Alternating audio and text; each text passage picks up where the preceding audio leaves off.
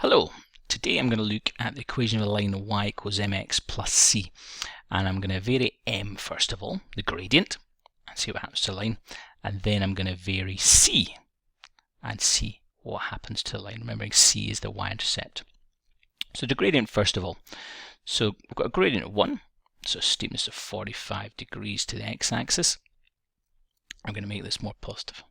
Let's see what happens to the equation of the line, or the look of the line, I should say. So as you can see, as it's getting more and more positive, it's getting steeper and steeper and steeper.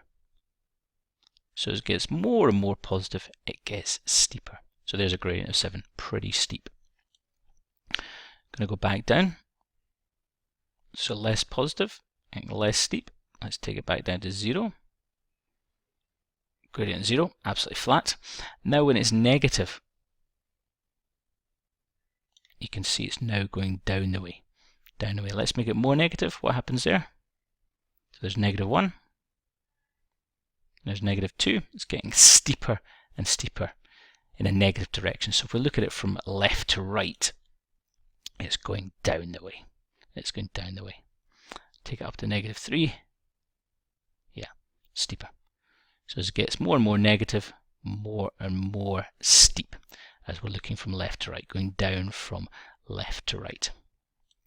I take it back to a gradient of 1.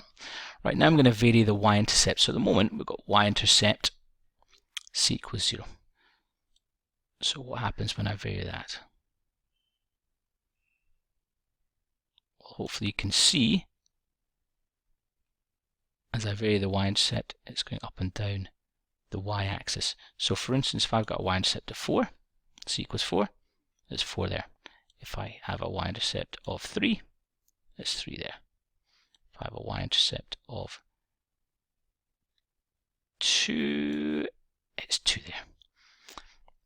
And we can do the same when we go into negatives. So c equals negative 2, cuts the y-axis at negative 2.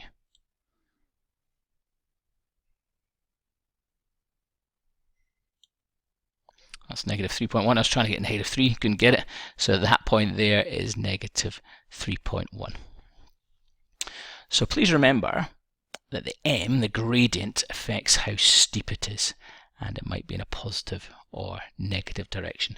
And the c affects the y-intercept, or determines the y-intercept, I should say. Goodbye, and thanks for watching.